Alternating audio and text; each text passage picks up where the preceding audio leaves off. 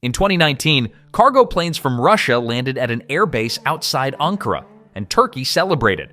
Crowds watched the footage on national television as crates rolled off the ramps. Inside those crates was the S-400 missile defense system, the crown jewel of Russian air defense technology, and Turkey's president called it a triumph of national independence. Within 18 months, that delivery had gotten Turkey thrown out of the most advanced fighter jet program in human history, cost its defense industry more than $9 billion in contracts, and triggered American sanctions on a NATO ally for the first time ever. But here's the part almost nobody talks about. While Turkey was making the worst military procurement decision of the 21st century, its own government was running an economic experiment so bizarre that economists around the world assumed the reports were mistranslated. The president of Turkey had decided that everything mainstream economics believed about inflation was backwards, and he had the power to act on it. The result was a currency that lost more than 80% of its value, inflation that officially hit 85% and unofficially ran far higher, and a middle class that watched its life savings evaporate in real time. This is the story of how the country that once ruled the Islamic world for 6 centuries, the heir of the Ottoman Empire, the nation that dreamed of leading 2 billion Muslims into a new golden age, dismantled its own power with its own hands. Not through war, not through invasion, through 2 decisions so stubborn, so avoidable, and so catastrophic that historians will study them for a century. Before we get into how it all unraveled, do one thing for me. Hit subscribe and turn on notifications. We break down the economic collapses and military failures that governments would rather you never look at too closely, every single week. The stories behind the headlines are always stranger than the headlines themselves. And if you want to understand how nations actually rise and fall in the modern world, this channel is where you'll see it documented piece by piece. Now let's go back to where the dream began. To understand the scale of what Turkey lost, you have to understand what Turkey was trying to become. For most of the 20th century, Turkey kept its head down. The republic that Mustafa Kemal Ataturk carved out of the collapsed Ottoman Empire in 1923 was deliberately modest. It looked west, not east. It joined NATO in 1952. It applied to join the European Union. It wanted to be a European country that happened to be Muslim, not the leader of the Muslim world. Then came Recep Tayyip Erdogan. When Erdogan's party swept to power in 2002, Turkey was recovering from a brutal financial crisis, and his early years were genuinely impressive. The economy tripled in size. Inflation, which had tortured Turkey for decades, was finally tamed. Istanbul filled with cranes. Turkish soap operas conquered television screens from Morocco to Indonesia. Turkish airlines flew to more countries than any airline on Earth, and Turkish drones, cheap, effective, and battle-tested, became the most sought-after weapons in the developing world. By the early 2010s, something bigger was taking shape. Commentators started calling it Neo-Ottomanism.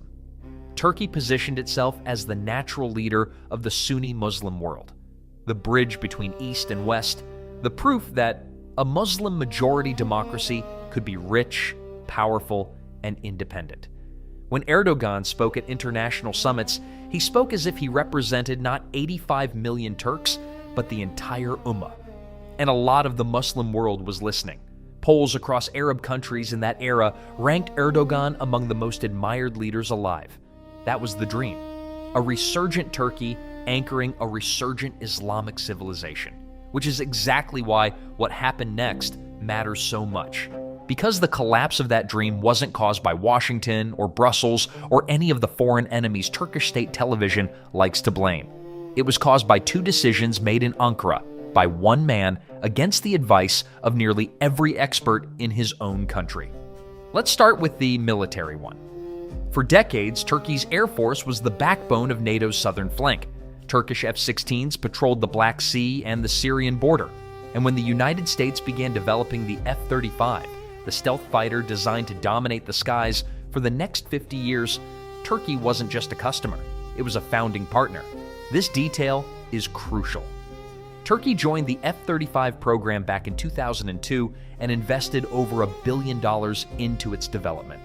Turkish factories won contracts to build more than 900 separate components for the jet, including parts of the fuselage, the landing gear, and the cockpit displays. Turkish industry was projected to earn somewhere between $9 and $12 billion over the life of the program. Turkey planned to buy 100 of the jets, which would have made its air force the most advanced in the entire Muslim world by an enormous margin, and one of the most capable on the planet. The first Turkish F-35s were actually built. Turkish pilots flew to Arizona to train on them. The jets had Turkish flags painted on their tails. And then Erdogan bought the S-400. On paper, the logic sounded almost reasonable. After the failed coup attempt of 2016, Erdogan trusted Washington less than ever. He wanted an air defense system, and he wanted it with technology transfer so Turkey could eventually build its own. The Americans offered the Patriot system, but haggled over terms and technology sharing. Vladimir Putin, sensing a historic opportunity to drive a wedge through NATO, offered the S-400 with financing, fast delivery, and a smile. Here is the problem, and it is not a small one. The S-400 is a Russian system designed specifically to detect and shoot down Western aircraft, including stealth fighters like the F-35. Operating both means Russian-built radars, potentially serviced by Russian technicians and running on software Moscow understands intimately, would sit in the same military ecosystem as NATO's most sensitive aircraft. Every NATO defense official said the same thing. The S-400 could collect data on exactly how the F-35 appears on radar, the very information that makes stealth work, and that data could find its way back to Moscow. Washington's warning could not have been clearer. Buy the S-400 and you are out of the F-35 program. Out as a buyer. Out as a builder. Out completely. Erdogan didn't blink. In July 2019, the Russian transport planes landed, and the crates came off, and Turkish state media celebrated national sovereignty. The consequences arrived on schedule. Turkey was formally expelled from the F-35 program, the important military technology program of the century, to get it. Meanwhile, the rest of the F-35 world moved on without Ankara. Israel took delivery of squadron after squadron and used them in combat. Greece, Turkey's oldest regional rival, was approved to buy F-35s of its own. Think about that reversal for a moment. Turkey, the country that helped build the jet, now watches its historic rival across the Aegean prepare to fly it, while Turkish pilots keep patching up F-16s designed in the 1970s. Turkey's Air Force is now aging in real time. Its backup plan, a homegrown stealth fighter called Khan, made a first flight and generated real national pride.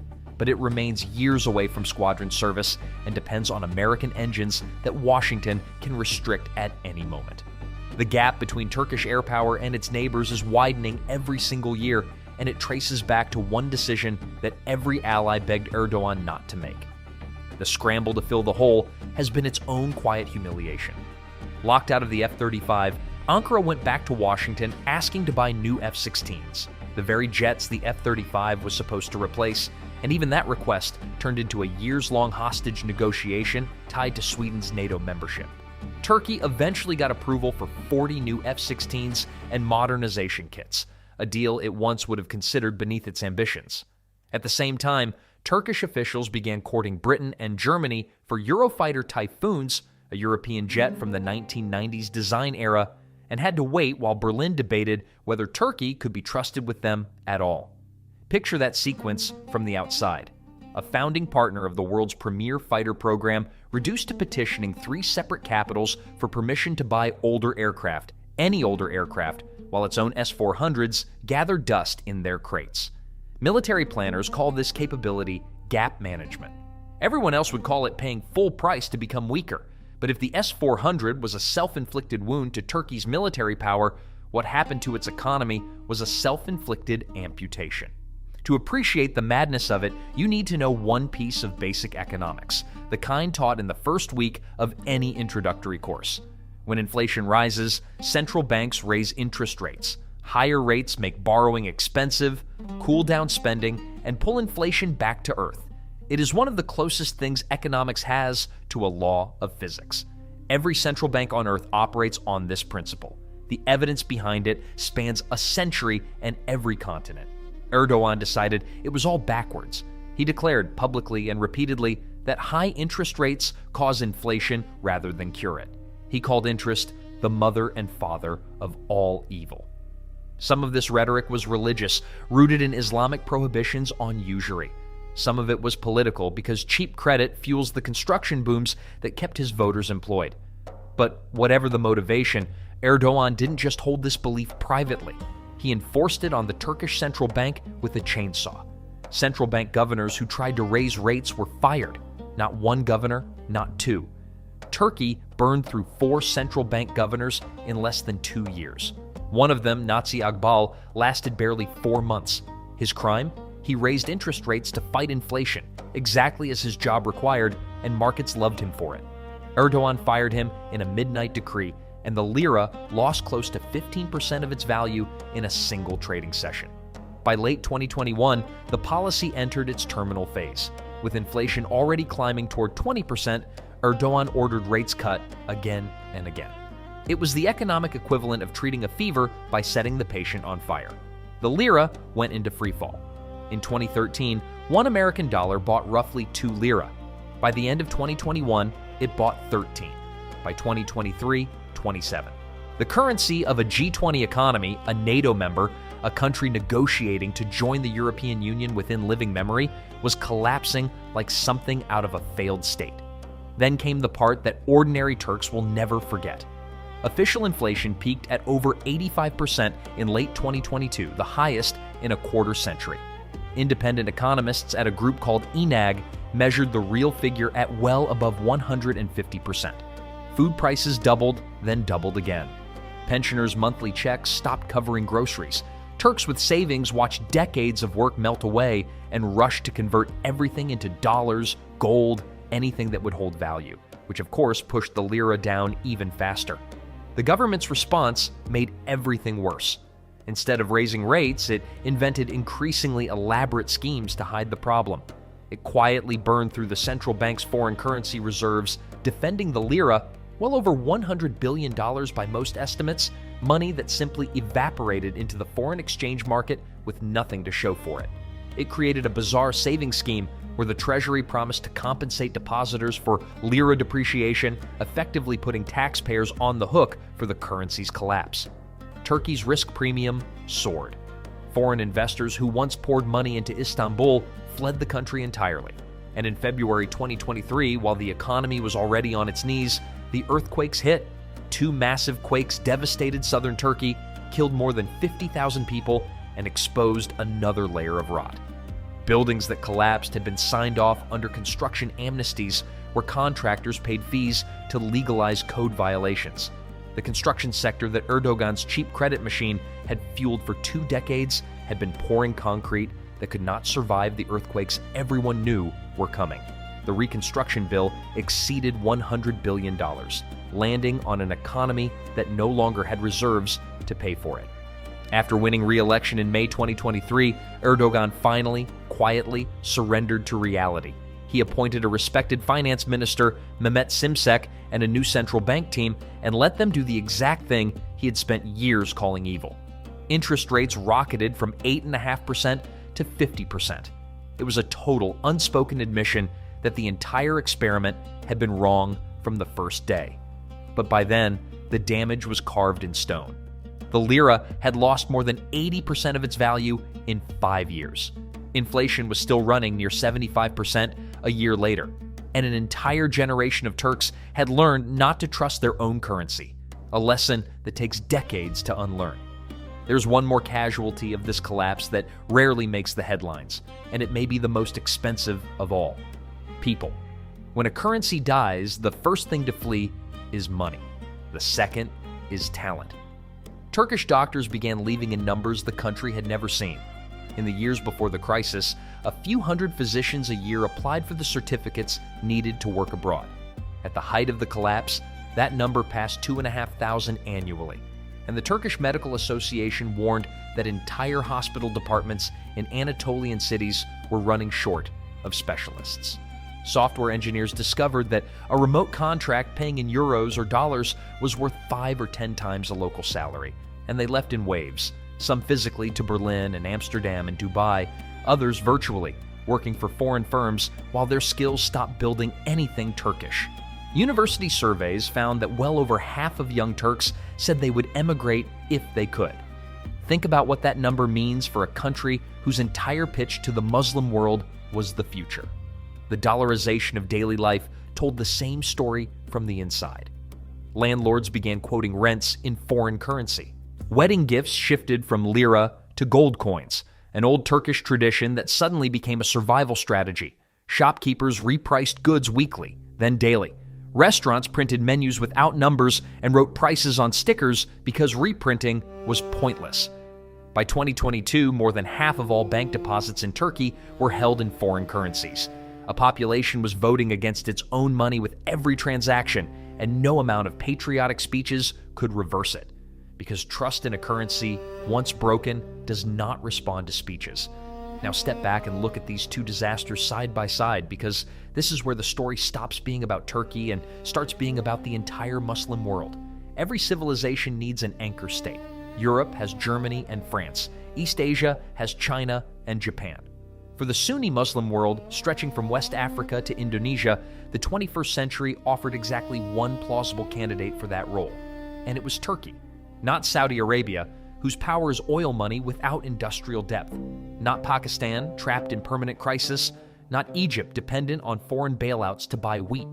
Turkey was the only Muslim-majority country with a diversified industrial economy, a serious indigenous defense sector, NATO membership, functioning institutions, and the historical legitimacy of the Ottoman Caliphate behind it. That is what makes these failures so much bigger than one country's misfortune. The Muslim world's strongest economy set itself on fire in front of everyone. The Muslim world's strongest military was even more sobering. For Muslim countries watching from Islamabad to Jakarta, Turkey's defense industry was proof that a Muslim nation could achieve real military independence. Turkish drones changed wars in Libya, Syria, and Azerbaijan. That reputation survives. But the F-35 expulsion revealed the ceiling. The most powerful Muslim military on earth could not withstand a single procurement dispute with Washington without losing access to fifth-generation air power entirely. The lesson every Muslim capital absorbed was brutal. If Turkey can be cut off that easily, everyone can. There's a deeper wound too, one that's harder to measure. For 2 decades, Turkey was the argument, the living proof that Islam and prosperity, faith and modernity could reinforce each other rather than collide. Erdogan's early economic miracle was cited across the Muslim world as the model. When that same government then defied basic economics on partly religious grounds and impoverished its own middle class, it handed a weapon to every skeptic. The failure was not Islam's failure, of course. Malaysia and Indonesia and the Gulf all manage modern economies without lighting their currencies on fire. But Turkey had made itself the symbol, and symbols break loudly. So what happens now? Turkey is not finished. This has to be said clearly, because nations of 85 million people with real industry and real armies do not simply vanish. The economy is stabilizing under adult supervision. Inflation is falling slowly and painfully. The defense sector keeps producing drones, frigates, and missiles that the world genuinely wants to buy. Turkish engineers remain excellent. Turkish geography remains priceless. A different set of decisions over the next decade could still salvage a great deal. But here is what cannot be salvaged: time. The 2010s and early 2020s were the window. China was rising and distracted. America was retreating from the Middle East. Oil money was flooding the Gulf, and the Muslim world was actively searching for a leader. That was the moment for a competent Turkey to consolidate a century-defining position. Instead, Turkey spent the window firing central bankers, burning reserves, and antagonizing the alliance that armed it. Windows like that do not reopen on demand. And the two decisions at the heart of this story share a single root: not incompetence. Turkey has no shortage of brilliant economists, diplomats, and generals. The root was the concentration of power so complete that expertise became irrelevant. The central bank governors knew the rate cuts were insane. The foreign ministry knew what the S-400 would cost. The Air Force knew what losing the F-35 meant. They were all overruled by one man who had stopped hearing the word no. That is the real warning in this story, and it applies far beyond Turkey. Any nation, Muslim or otherwise, that lets one person's certainty override every institution built to check it is one bad conviction away from the same cliff. The Ottoman Empire took centuries to decline, worn down by wars, technology gaps, and rivals it could not match. Its successor state needed less than a decade to squander its inheritance, and it did so without a single shot being fired at it. Future historians will find that contrast irresistible. The empire fell to the world. The republic fell to itself. And unlike the empire, it cannot blame gunboats, colonial powers, or superior foreign technology. Every wound in this story was administered from inside the palace, with full warning in broad daylight. 2 decisions, 1 warehouse full of missiles that will likely never fire, 1 currency that will never be trusted again, and a civilization of 2 billion people that looked to Ankara for leadership and watched it choose pride over power at every fork in the road. The Muslim world will find its footing eventually. Civilizations always do. But when the histories of this era are written, the chapter on Turkey will carry a title something like the one on this video. Because the collapse of the strongest is never just their own loss. It is everyone's. If this breakdown gave you a clearer picture of what actually happened, you already know what to do. And there's a video on your screen right now about another economic collapse that governments tried to hide until it was too late. Watch it, the pattern will look very familiar. See you in the next one.